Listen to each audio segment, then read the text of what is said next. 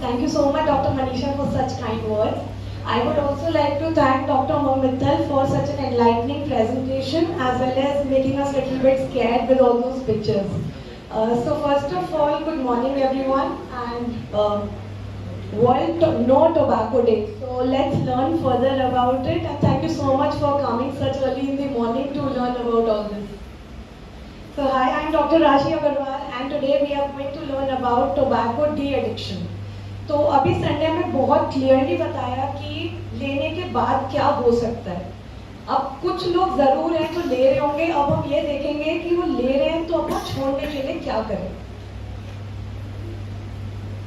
Little bit overview, हम थोड़ा सा इंट्रोडक्शन देखेंगे, इंडिया में क्या स्टैट्स हैं, डी एडिक्शन के लिए क्या कर सकते हैं और फाइनली इसका मैनेजमेंट कैसे होगा.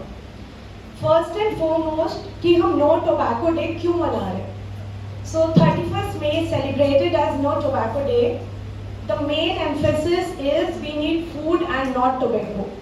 बहुत सारे लोगों को शायद ये आइडिया नहीं होगा कि टोबैको की जो फार्मिंग है वो जिन एकर्स में जिन लैंड्स में करी जाती है वो हमारे एग्रीकल्चरल लैंड्स को लेके करी जाती है. They require more nutritious soil, उनके लिए और ज़्यादा फर्टिलाइजर्स लगते हैं और वो अल्टीमेटली सॉइल और ज़्यादा डिप्लीट हो जाता है. तो इसको जितना ज़्यादा यूज़ बढ़ता है उतना ज़्यादा टोबैको की फार्मिंग बढ़ती है, उतना ज़्यादा सॉइल और ख़राब होता जा रहा है. जितनी ज़्यादा वर्ल्ड की पॉपुलेशन बढ़ती जा रही है उसके प्रोपोर्शनेटली हमें जितना फूड चाहिए हम वो कल्टिवेट नहीं कर पा रहे.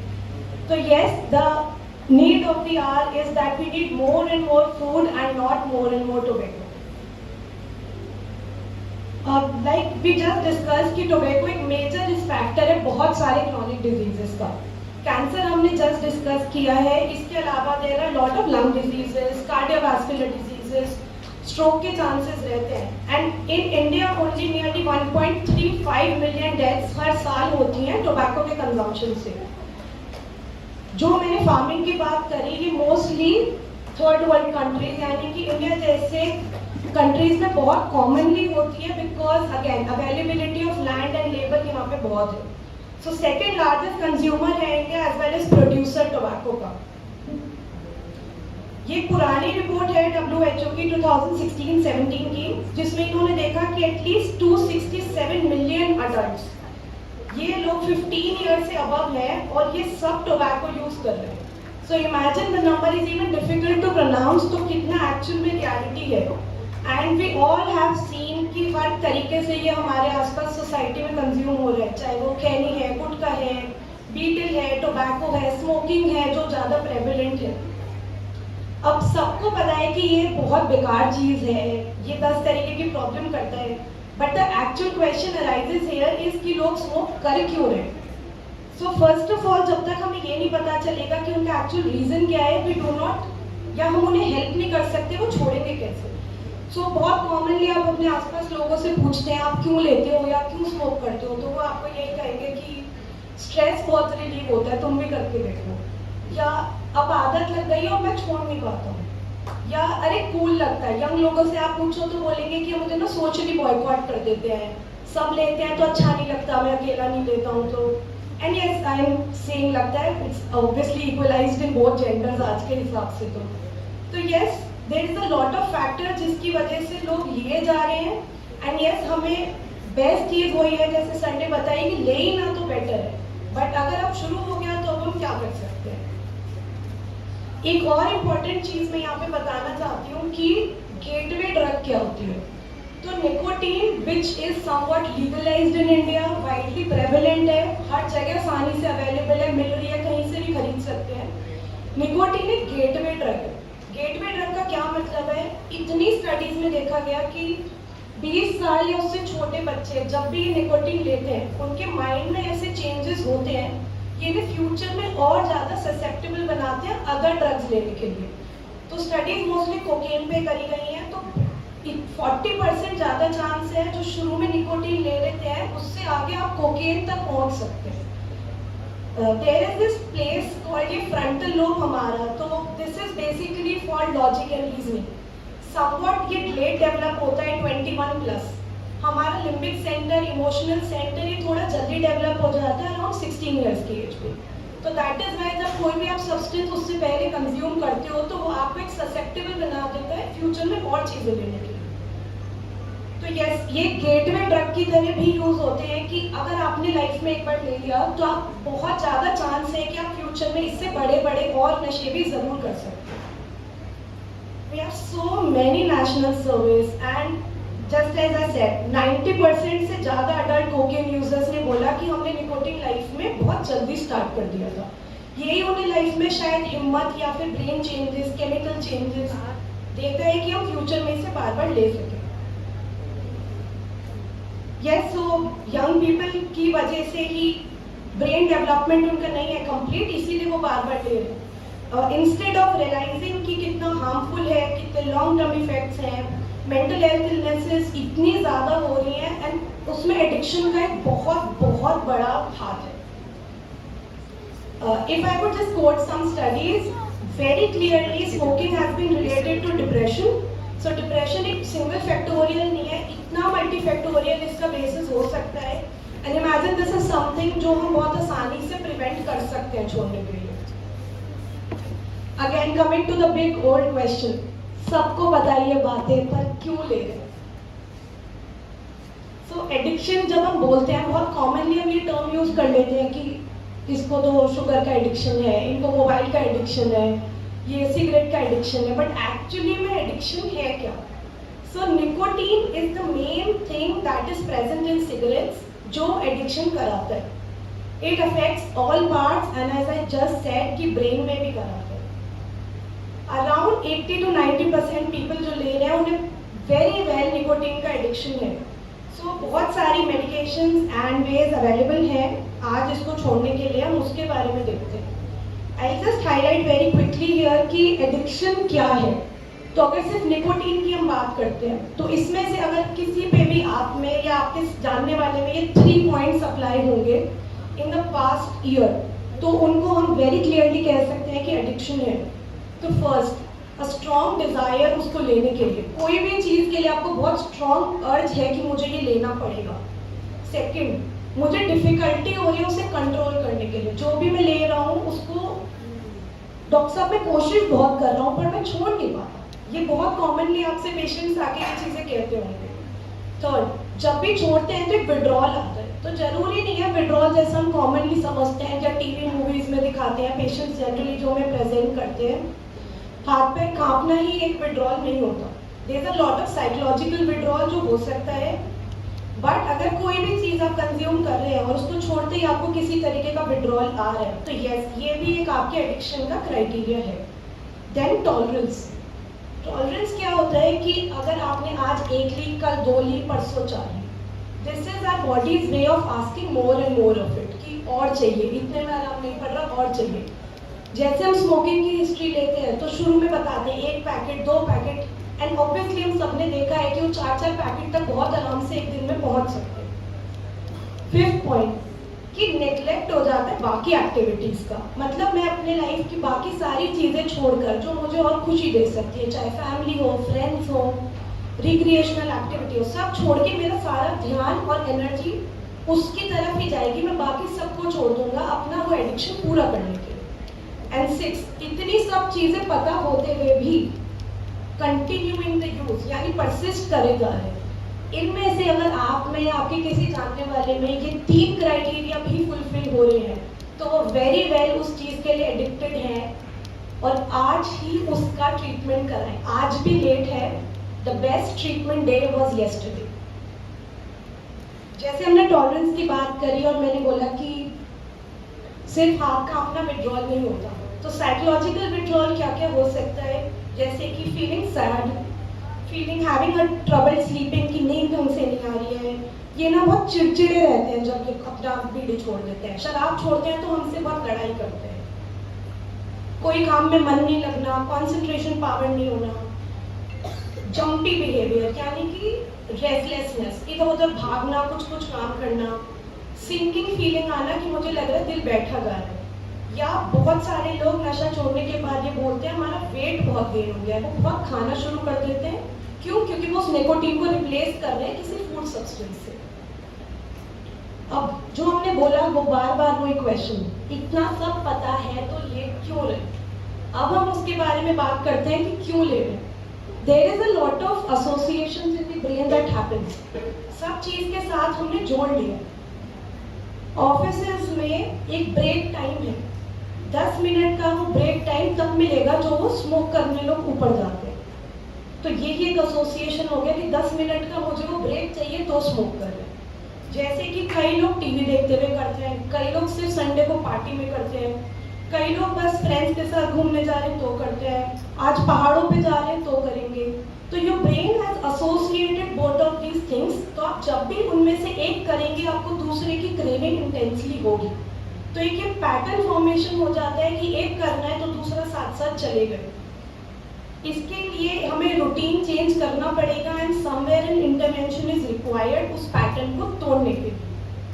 Now coming to the second reason क्यों ले रहे हैं, देयर इज इमोशंस। अब आती है हमारी मेंटल हेल्थ की बात। जैसे मैंने बोला कि डिप्रेशन हो जाता है स्मोकिंग से, but it can also preceded that. अगर पहले से किसी को मेंटल हेल्थ इशू है, यानी कि डिप्रेशन रहा है, पोस्ट ट्रॉमेटिक स्ट्रेस डिसऑर्डर है, नेगेटिव मूड सिम्टम्स रहे हैं, वो लोग भी अपने आप को कोप करना स्टार्ट कर देते हैं बहुत ज़्यादा स्मोकिंग या निकोटीन कंजम्पशन से।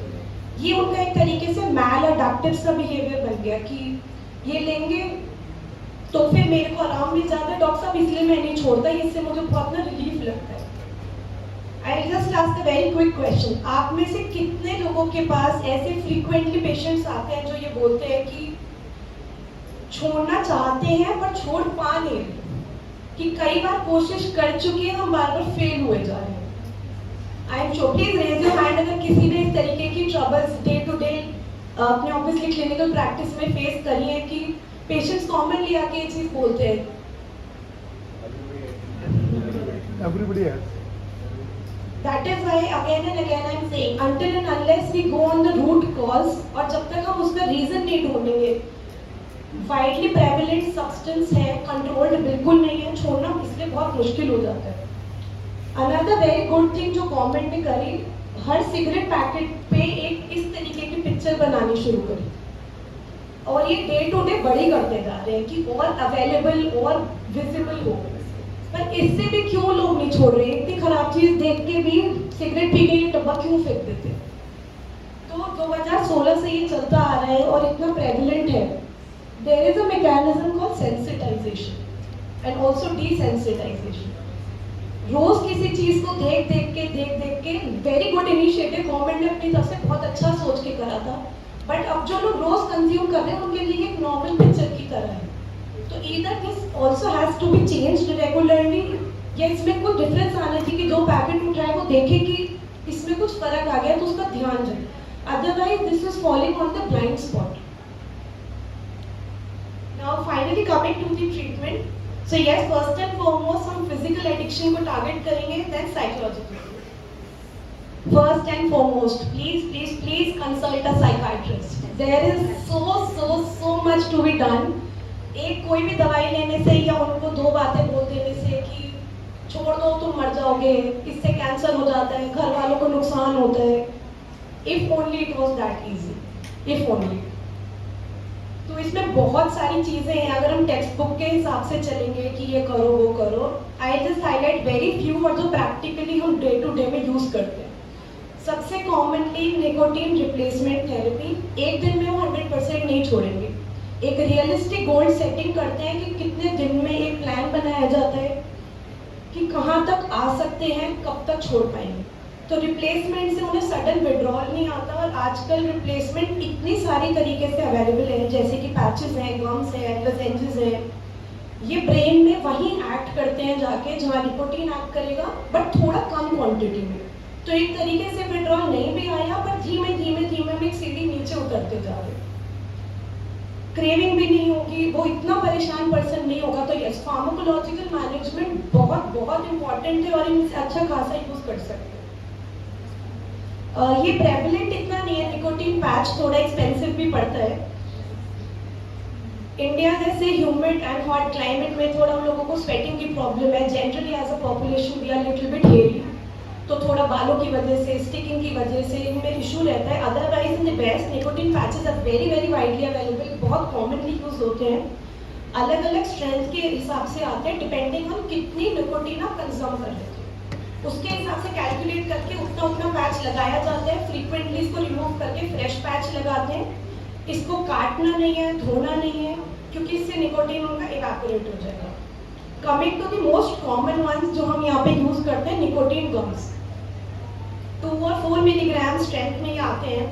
इंटेंस क्रेविंग वाले पेशेंट को हम ये एडवाइस करते हैं दिन में 2 से 3 बार इसे बहुत आराम से अपने निकोटीन कंजम्पशन की कैलकुलेट करते हुए हम उसे यूज कर सकते हैं। वो इसे मुंह में रख लें और एक गम की तरह पूरे दिन चबाते रहे, च्यू करते रहे, तो उससे कंटिन्यूसली उनके ब्रेन को निकोटीन मिलती रहेगी और उन्हें आराम लगेगा। टिंगलिंग सेंसेशन शुरू में आप देंगे पेशेंट को, वो बोलेगा मुझे मुंह सूख रहा है, अजीब सा लग रहा है, गला में ऐसा लगता है, but eventually it goes away. अब इसके साथ प्रॉब्लम क्या है? अब कोई पूछेगा कि हम इसमें निकोटीन ही तो दे रहे हैं, तो फिर अब इसका क्या फायदा है? As I said, it is not a one day journey, हमें एक स्टेप धीमे धीमे उतरना है। तो हम पेशेंट को, अगर आप कभी भी कोई पर्सन जो ले रहा है उसे आप इंटेंस विड्रॉल में दोगे तो वो उतनी ही जल्दी बाउंस बैक करके दोबारा लेने लगेगा। तो उसके लिए वो जर्नी स्मूथ बनाने के लिए, एंड यस, यहाँ एक पॉइंट में और बार बार बोलूँगी, एडिक्शन इज एन इलनेस। उसको एक जिद की तरह ट्रीट नहीं करें, उसको बुरा पर्सन की तरह देख के कि इसने ये जानबूझ के अपने साथ कर लिया। There are lot of neurochemical basis जो दिमाग में होते हैं जिसकी वजह से इंसान एडिक्शन में चला जाता है। तो इसे टिपिकली कोई भी मेंटल हेल्थ इलनेस की तरह ही ट्रीट करा जाए। Now comes the role for antidepressants. So antidepressants are not just for depression, as I am very much sure everybody knows. इतने ज़्यादा यूज़ है इसके एडिक्शन में, जैसे मैंने बोला, जब तक हमें रीज़न नहीं पता होगा कि निकोटीन ले क्यों रहा है, तब तक हम उसे टारगेट नहीं कर सकते। इवैल्यूएशन से ये सब पता चला। अब हमने इस पे आए एंटी डिप्रेसेंट्स पे, जो हम बहुत कॉमनली यूज़ करते हैं। ये दिमाग में बहुत अच्छा लेवल बनाते हैं, डोपामिन हिट करते हैं, तो आपको निकोटीन की क्रेविंग कम हो जाती है। एंटी क्रेविंग के नाम से भी ये बहुत चलते हैं। ये बहुत very very effective for nicotine withdrawal. Now comes the psychological management, and I am sure सबको पता है थेरेपी का रोल इसमें इतना है। So very commonly use cognitive behaviour therapy, जो मैंने बोला एक्सपेक्टेशन सेटिंग, क्यों हो रहा है, कैसे हो रहा है, कैसे स्टार्ट करी, क्या प्रॉब्लम्स आती हैं। This motivational interviewing which is required very frequently, कि छोड़ो, उनको रोज वो हिम्मत मिलनी चाहिए। फ्रीक्वेंटली टाइम इंटरवल पे उनके सेशंस होने चाहिए, जिससे कि वो एक हेल्थी चॉइस रोज मेक करें और रोज वो क्विट करें। माइंडफुलनेस का क्या मतलब होता है कि I am very much aware of what's happening around me. हम खाना खा रहे हैं तो बस खा गए, पता ही नहीं चला। दैट्स व्हाई हम कहते हैं टीवी चला के, मोबाइल चला के बच्चों से बोलते हैं खाना मत खाओ। You should be eating food, you should be whatever you are doing present in the moment. तो अगर आप माइंडफुल रहोगे अपनी थॉट्स, फीलिंग्स, क्रेविंग्स को लेके, तो अपने आप ही आपके अंदर से इच्छा कम हो जाएगी सब्सटेंस दोबारा यूज करने के लिए। बेस्ट तरीका तो ऑब्वियसली मास लेवल पे इसके बारे में बात करना, अवेयरनेस फैलाना, टीवी में आना, मीडिया में आना, न्यूज़पेपर्स में आना, यही बेस्ट तरीका है जिससे कि जितने लोग स्टार्ट कर रहे हैं वो स्टार्ट ही ना करें, एंड यस, जो लोग कर चुके हैं वो जल्दी जल्दी छोड़ें। रियल एक्सपेक्टेशन सेटिंग में बहुत स्मॉल पॉइंट्स हैं। हो सकता है 100% लोग नहीं छोड़ पाए, तो हम सिगरेट रिडक्शन कम कर दो, धीमे धीमे कम करें। एक रियल गोल सेटिंग करो, जीरो का आप सोचो ही मत स्टार्ट करते हुए, 50% 30% तक एटलीस्ट लाने की कोशिश करते हैं। रिलैप्स प्रिवेंशन, ये एक पार्ट एंड पार्सल है। रिलैप्स जरूर होगा, कितना होगा, कैसे होगा, उसे मैनेज करेंगे। रिसाइकलिंग इसमें बहुत होती है, लेंगे, छोड़ेंगे, फिर रिलैप्स करेंगे, फिर लेंगे। इसमें इरिटेट नहीं होना इस प्रोसेस में। It's a very very common addiction, और ये इसी तरीके से छूटती है। और अगर सब कुछ फेल हो जाए तो इंडियन मेंटालिटी, आप उनको बताइए कि बहुत महंगी है। धीमे धीमे ऑल स्ट्रैटेजीज हमें यूज करनी पड़ेगी। सो समवेयर आज सिगरेट 12 से 14 रुपए की है, तो अराउंड जो 30 साल की उम्र में स्मोक करना शुरू कर रहा है, 60 साल की एज तक उसके पास 1 करोड़ का नुकसान है। तो we have to use all the means that we have use करने के लिए कि किसी भी तरीके से वो छोड़े। And obviously this price is not going down, inflation और हर चीज के साथ, and we know how much the taxes benefit the government and everything. तो वो रोज ज़्यादा ही बढ़ेंगे, और finally, just a concluding remark. Tobacco addiction is a chronic disorder and should be treated like such. Persistent effort चाहिए, थोड़ा long time इसमें ज़रूर लगेगा. काफ़ी लोग abstinence पहुंच पाएंगे, but at least 15-20% लोग relapse करते रहेंगे बीच-बीच में. 6 months हम बोलते हैं एटलीस्ट जो क्राइटेरिया में टाइम है कि जो पेशेंट बोलते हैं ना कि हमने छोड़ दी, कितने दिन, कितने महीने, 6 months अगर छोड़िए तो हम उसे छोड़ना मानते हैं, नहीं तो वो बस अभी आप फेज में चल. एंड यस, इतने ट्रीटमेंट ऑप्शंस है, दवाई दें, काउंसलिंग कराएं, छूट जरूर जाएगी, बस हमारे पास भेज दीजिए. Thank you.